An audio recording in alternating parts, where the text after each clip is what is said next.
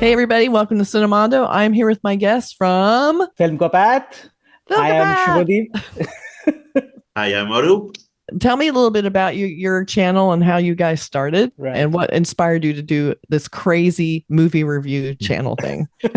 We kind of started back, when the pandemic had struck. So me and Okay. Shubhadeep were connected through work. We work for the same IT company. Oh. And then we realized that we have the common love for cinema. We had a lot of discussions, watch movies together, have been discussing about movies whenever we are on call, meeting after some time and all. And then when the pandemic struck, suddenly we're not going to office. I actually save at least 2 to 3 hours of commute time. That's a time I had back from, job for me. And then Yeah. Shubhadeep and me were discussing one day, we keep on talking about these movies and all. Why don't we put it in a channel and talk to a lot more people? With that idea, we started. We also have another friend, Tampi. He is based out of Canada. He could not join us today. But he was also very passionate about movies.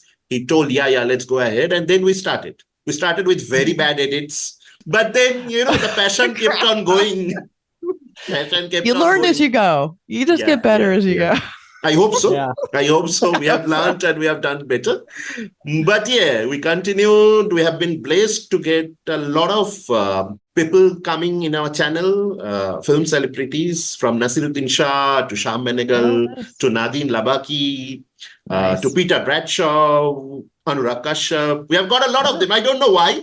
We do not have that many subscribers, but they felt our content is good enough and they can come. And I think that keeps us going more, talking to these people, knowing how they work with their craft, how they feel about their movies, how they have given everything to cinema. Yeah. And then we feel it's okay. We take out some time out of our normal days and give here, talk about movies. That's what. Yeah. Exactly. It's a love of film and all about it. I love that too. What about you? Yes, I mean, Arup really summarized it really well. Me and Arup used to work together, and actually, I used to report to Arup, so I had no choice but to discuss cinema with You him. had to. He forced you into it. So I had literally my hands were tied. To be honest, no, I'm just That's so funny. so we had actually Arup already had a lot of experience of watching many different kinds of cinema. My introduction to good cinema came when I was doing my engineering, and we used to watch these movies mostly from Hollywood on pirated CDs and all that, which we used to get at that point in time. And I remember watching Shawshank Redemption for the first time, and it blew my mind. That was like one of my serious introductions, because I would have never imagined or seen anything like that in Indian cinema prior to that. Yeah, interesting. All right. So that was when my love for cinema started. And then, as Arup said, that we started this journey together. We talked about different movies, and we saw that once we created these videos, although they were not of high quality, as you said, they were not edits. We got the response from the different people who were watching it. So even though, say, we have 500 views on a video, there were people who commented, and that encouraged us to really nothing much has changed. We still have 500 views on most of our videos. Not to say a lot has changed, but I think that's that keeps me motivated. Yeah, and so So we had, I think we didn't even got monetized by that time. We had some 700 subscribers or so. And then one day, I just thought, let me do it. And I had reached out to Katrina Kubrick, Stanley Kubrick's daughter.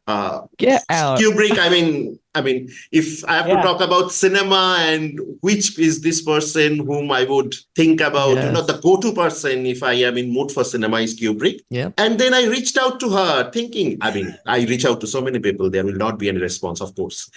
But then she responded. She spent 1 hour with us, and then working with her father about all the films. And then we were like, if you actually have that love, things will work out for you. And then I think all those people, there are so many of them, likes of you whom we have collaborated with, likes of these generous people who have graced our channel.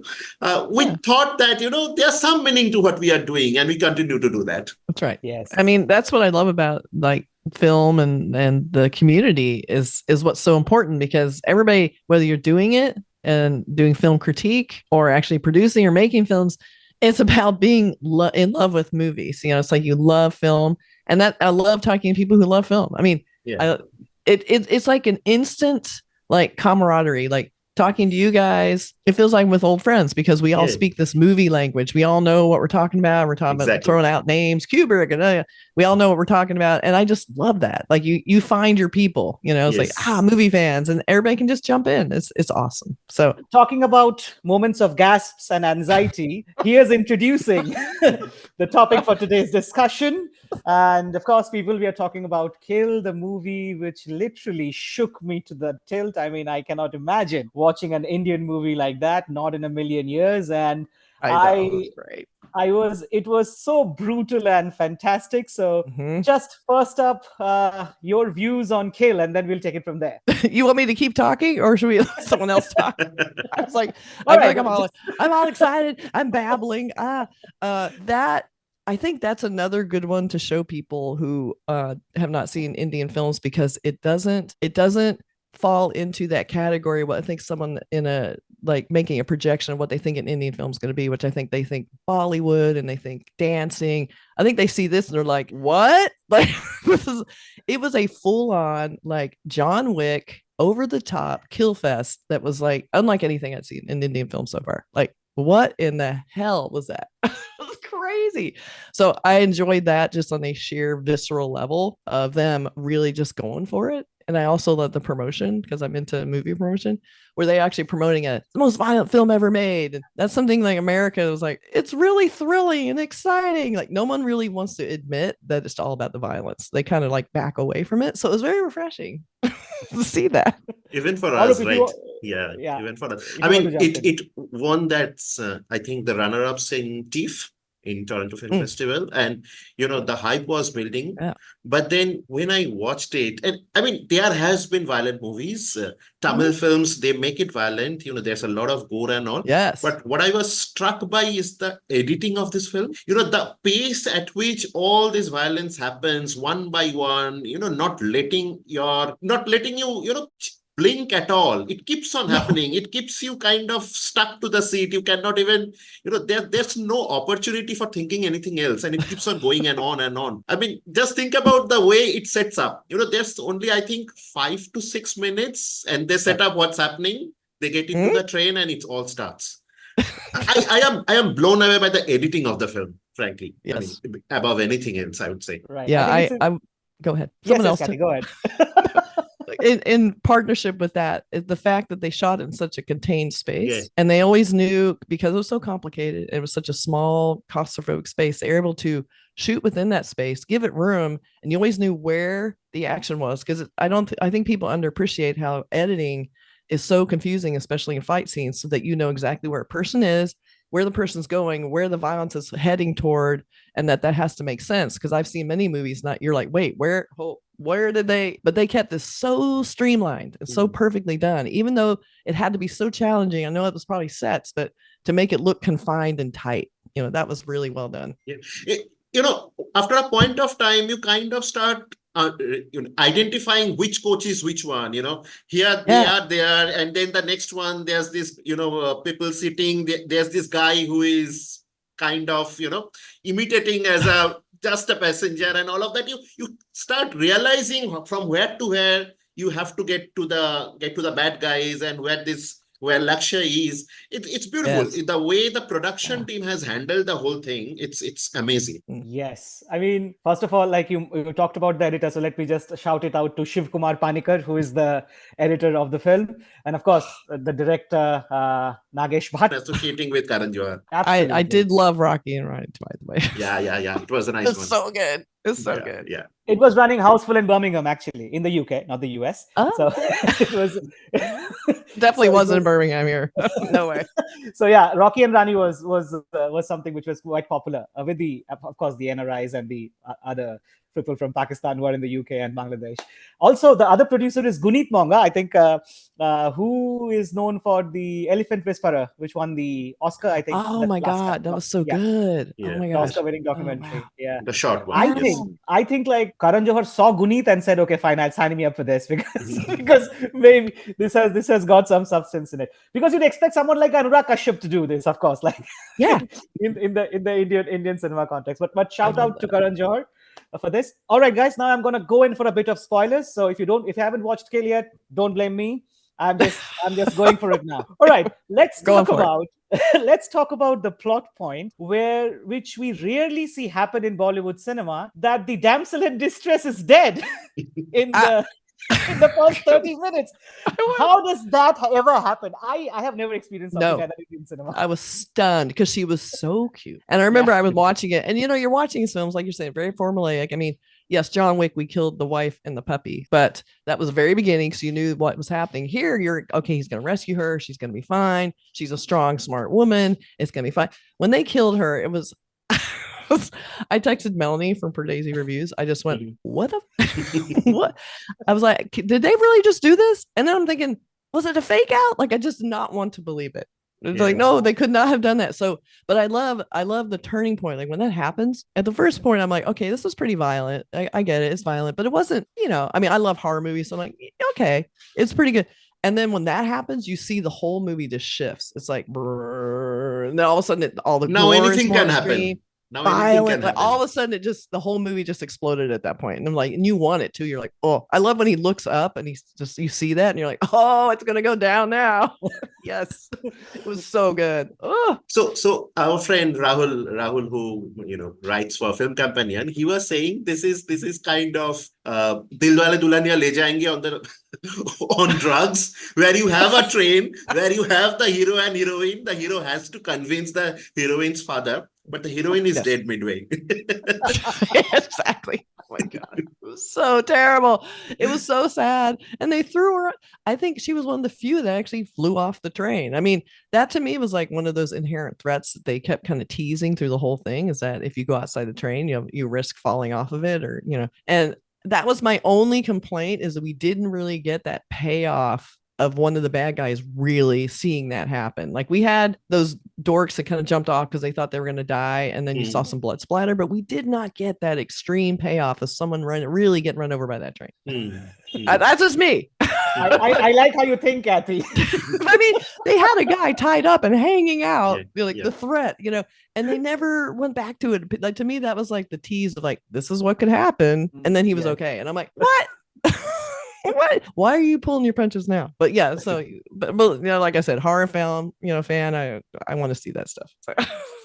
Arup, you were talking about like the sound design of the film, and you were like so impressed with it because of the different kind of sounds, different exactly. objects produced. So it was like the bones are actually cracking, and you hear them. The punches exactly. When the basin is breaking or they are being struck against the washroom doors, you actually have different sounds. You feel. They come to you and hit you in kind of a virtual way. Actually, the sound design is actually great to say. And what I was also thrilled about is, in any other movie, you will see, there's this bunch of villains, and you are actually focused on a couple of them who are the kingpins. Yeah. But each of those bad guys had something to add to the film. They all had their own parts, and they all die in different ways. And each of those deaths made some meaning to the course of the actions. That was well done. They having this emotional connect within themselves. It's such a subversion from what we are used to see. Yes, that's right. And I like that you give someone a little more emotion, then you care a little bit more if they're living or dying. It feels like a real person and not just a body count, Yes, absolutely. Because we are used to seeing in Hindi cinema, and of course, across industries, you will see that bad guys keep on coming, and one of our heroes keeps on beating them, like hundreds of them, 200, doesn't matter. If you have seen, like, I don't know, Bade Mia, Chotu Mia, whatever, the new one. So, Animal. But now, Animal, Here, you see that them breaking down, the bad guys breaking down, it gives you some visceral enjoyment, which you should not like because their family members are dead, but you are like you're like enjoying it so much. I especially like that scene where all of them are hanging in one of the coaches. Oh yeah. And the bad guys are coming and they keep on getting one of them down, and when they bring one of the bodies down, they kind of mourn it and they're sad, and they go to the next one, and it keeps on happening 3 or 4 times. Oh, I know, we're all laughing. and you know, yeah, please, Kathy. Yeah. Oh, I was like, considering the body count like that, I thought it was great at the end where the main bad guys left, and he's like, "I killed 4 of your people. You killed 40," and I'm like, yes. "Oh yeah, that isn't really fair." But you guys, you threw the first punch. So yeah, he said something like, "You are not, you're a killer, not a savior," something like that. Yeah. You are a monster. You are a monster. Yes. Yeah. And because you're kind of going too, like, we're rooting for the guy who is just indiscriminately wiping out the entire bad guy crew. And like you said, that we've kind of not necessarily but kind of realize they're actually human beings that are kind of out of their depth. They're kind of like, wait, you just said we were going to take stuff. What is this? I thought that was funny. and they're actually shades of all those bad guys, right? They are these aged ones who are a bit defensive, who just want to take those stolen goods and keep running. There's the mid-aged ones who were, to start with, they were more ferocious, but they're slowly receding away. And there's the young generation who kind of feels, no, we will have to kill that guy and then only leave. I mean, even that community have all these shades. They beautifully bring this kind of, subtleties into the whole thing, which makes this film different from just a violent film. Mm-hmm. How would you, Arup and Kathy, question to both of you, how would you rate it against, say, A Train to Busan? How do you rate it against that? I think it rates right up there with it. I mean, because I feel like Train to Busan, I think in a way kind of inspired this movie. And so it had to compete, if not like elevate that context, because, granted they were zombies, but we still had that, train flying, along at high speed, trying to go, like you said, make sense of from car to car, all the violence happening and almost their own set pieces in each car. And I think that was pretty great, but I think it totally ranks up there. I know Train to Busan is kind of like one of those it's like one of those gold standards, and it should be. So yeah, I think this is really easily ranking with that. I do feel so. I mean, as I was telling, it's not only about the violence or the set pieces, but from the sound to the editing to the subtext, everything together, it definitely ranks up there with Train to Busan. You spoke about Old Boy in your review, Shubhadeep. I would say Old Boy is a better film because of the socio-political. I was coming on to that. Subtext and all. It's much more than violence. It's much more than just one kind of subtext there. There's so much to Old Boy. So I'll not take it up to Old Boy, definitely not. But Train to Busan, yes, I will rank it at 1. Right. Old Boy, actually, I was reminded because of all the constricted spaces, because I was constantly remembering the lift corridor scene. And I think that action choreography is top notch in Kill, because the way they coordinated in those small constricted spaces. One of my, I won't say favorite, but I would say scenes that keep coming to my mind is the use of the fire extinguisher to bludgeon the head of the person to look like a cherry pie in the sun, maybe. Nice way to put it. I read it somewhere on Guardian. It's not my original quote. I'm sorry. That's awesome. Oh my God. That's how that scene felt. And you can also think about the way the makeup actually, like, it's not easy to replicate something I don't know, which you haven't experienced, and how would it feel to kill somebody with a fire extinguisher and how the face would look. But they do it. They do it very well, actually. So I think that was one of my favorite. I wouldn't say favorite, but more memorable scenes. You can own it. Go ahead, own the terrible, excessive violence. I loved it.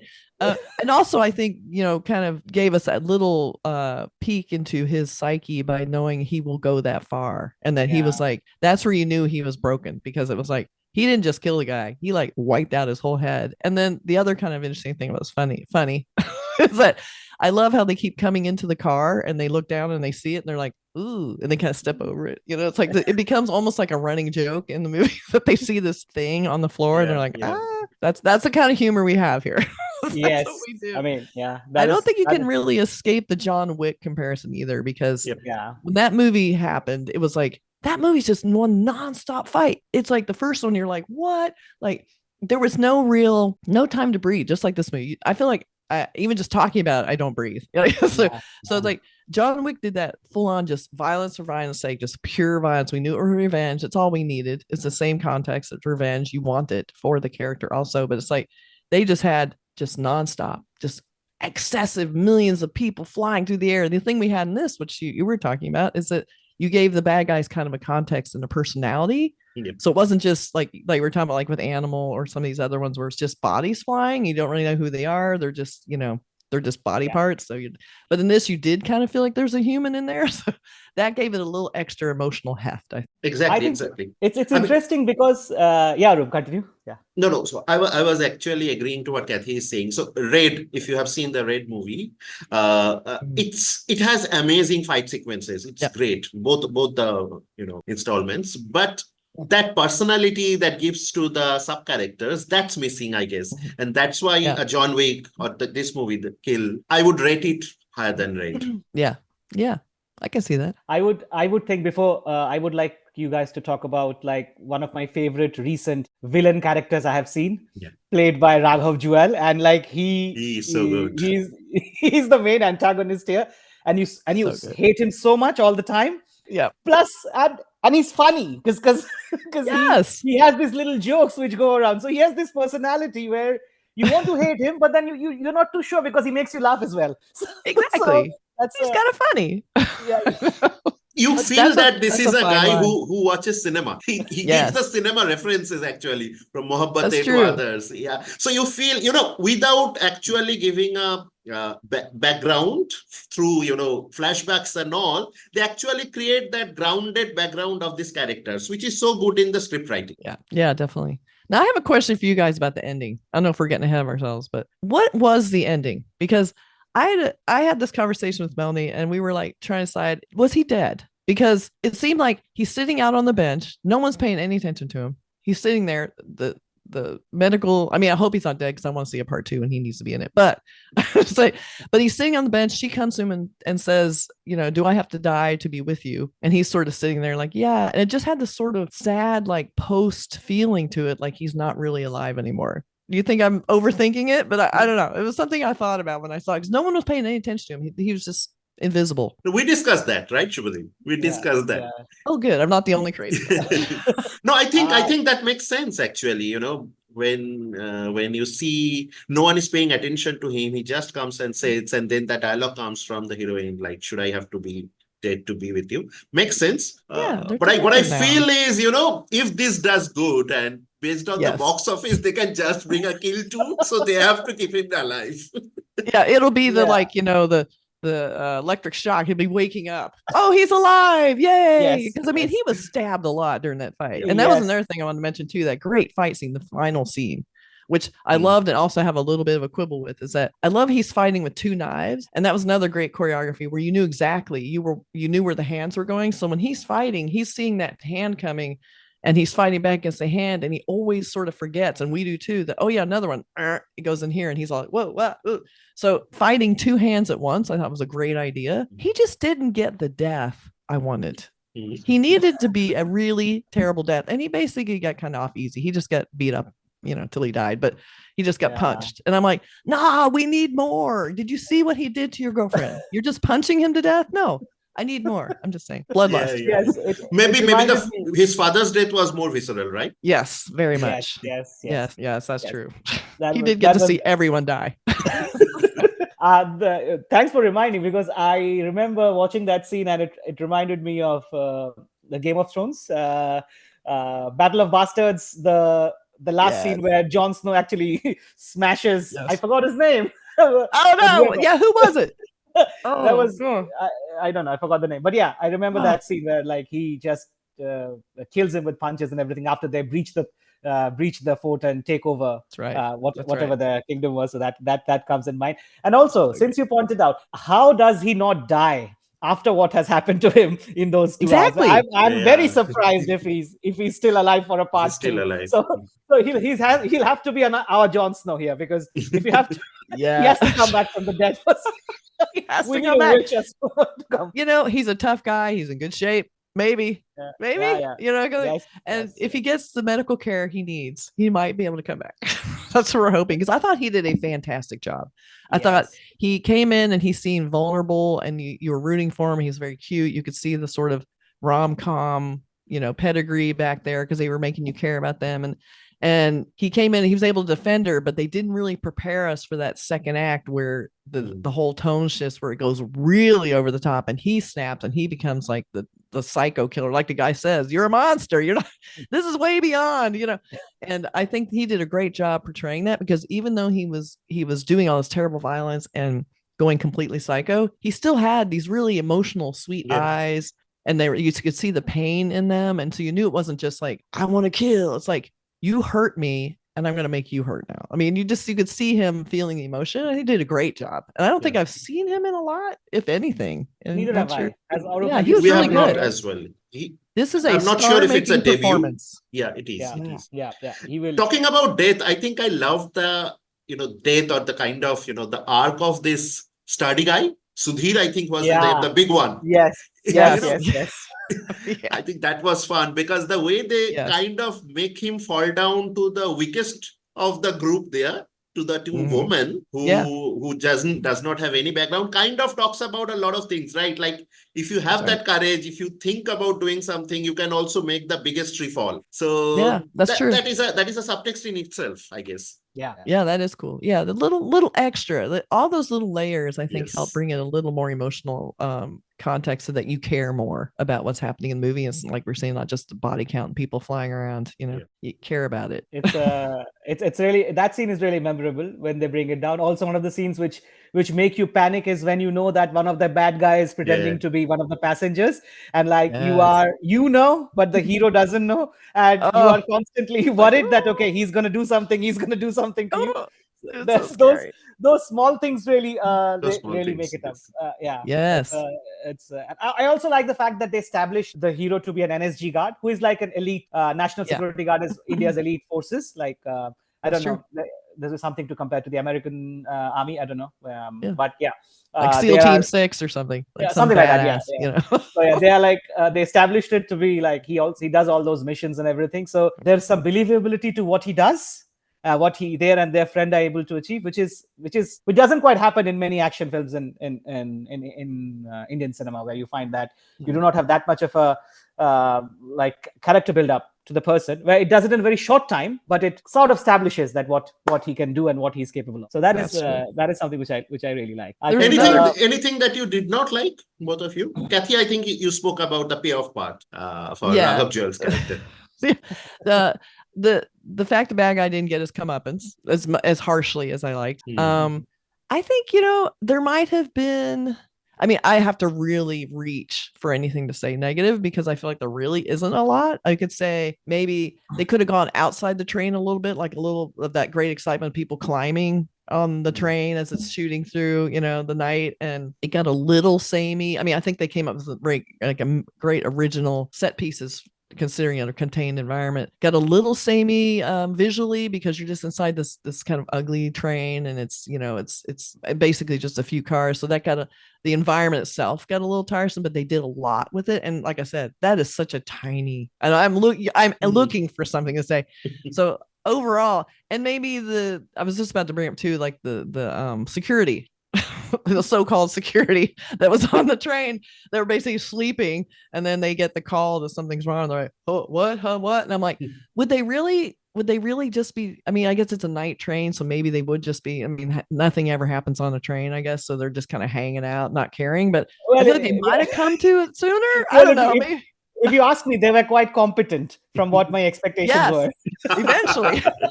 That's true.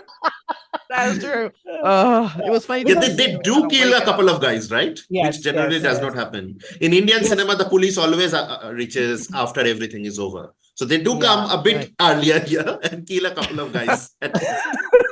No, usually you see it is not so. I think the train journeys usually in India are not so unsafe. We have they are safer there, and they are like RPF police and everything. Generally, we do see police around, but they are not as many of them as you would kind of expect anywhere else. So I don't know, but yeah, that's a fair point. What I possibly felt was, and I talked to you, Arup, about this, that there were like some instances of when the guy was hanging out, Raghav Juyal's brother or cousin, whoever it might be. Yeah. There were some like exchanges between them and the main actress Tanya, Maniktala, and Chhaya, their father. And those exchanges were kind of bordering on comedic, which I didn't understand, because like just a couple of moments earlier, your brother is killed. Like he's killed right in front of you. That's right? true. And I do not know like whether whether those conversations could have been a little more somber based on what the reality of that situation was. So I would think that was one part where I felt that humor to be a little bit out. Other than that, I think I really enjoyed it. I'm so so happy. They threw in a little humor here and there. Fine, I'll take it. It was a pretty grim film. For me, I really think enjoyed it. if I have to pinpoint, and with a lot of difficulty, I think this song, Mar Sake Na Koi, which kind of translates to if God is with you, no one will be able to kill you, which comes after the heroine dies, which is a bit out of place, I would say, that you are playing something like that when the heroine has died. And it's kind of also in conflict with that idea we were having, right? Whether he dies at the end or not, because they play a song that no one can kill you. If God is with you. I think that could have been avoided. Maybe another song, something else, which is more, goes with the pace and with the things that's happening, rather than kind of, something like that. Yeah. Something like more on a rude, like banging kind of beat song. Like so. But you know what? Maybe it was sort of like God isn't with them. And that's why he has to do this. He's been deserted. So now he has to take matters into his own hands. I don't know. Maybe it's a little sarcasm. Maybe I wish that would be the case. I don't know. Oh, God, you can't die if God's with you. Oh, wait, a lot of people are dying here. What are you trying to say? That's so funny. That is true. Maybe it would be like, it could be better if we have said like, God will do his best, but let's wait for the outcome. God loves you, but he'll see you soon. That's so funny. Yeah, it could be. Yeah. All right. I think I have covered whatever I wanted to say. If you have any other comments, please go ahead, Arup or Catherine, whoever. Yeah, exactly. Just complain to me. What we were talking about. No, this was super fun. Such a good film. So fun. I know we kind of ended on a down note talking about what we didn't like, but mostly it was all about what we like. So it's definitely worth seeing. If you like John Wick and Old Boy and those kind of, extreme fighting scenes, or Animal, which I think, did it well too, then you'll probably like this. Yes. I mean, it's still playing at the theaters in India and abroad as well. It's a definite must watch on the big screen, I will have to say, because yes, it will still have its appeal on the small screen, but it's some experience to watch it on the big screen, because you kind of, it gives that pulsating feeling. You move in your seat without realizing when the action is going on, when you feel, they have to beat this guy and all of that. So everyone who has not watched it yet, definitely go to watch it on the theaters. Absolutely. Yeah, I know we spoiled it for you, but that's okay. You got to see it. It's more about seeing it. It's not about the narrative. It's about the visuals. Right. You're so right. It is not actually about the narrative at all. Like it's you really care. It's a simple story. Like it's good guys bashing up bad guys and then bashing some more bad guys and then all sort of things. But it's a different visual experience if you go out and watch it. It's you've never seen anything like it in Indian cinema. Like we can guarantee. So good. Yes. So fun. Yes. Yep. Think that's it. Thank you, Catherine. Thank you so much for inviting me. This was awesome. We'll have to do it more. Yes. Absolutely. We'll collaborate more again. Yes.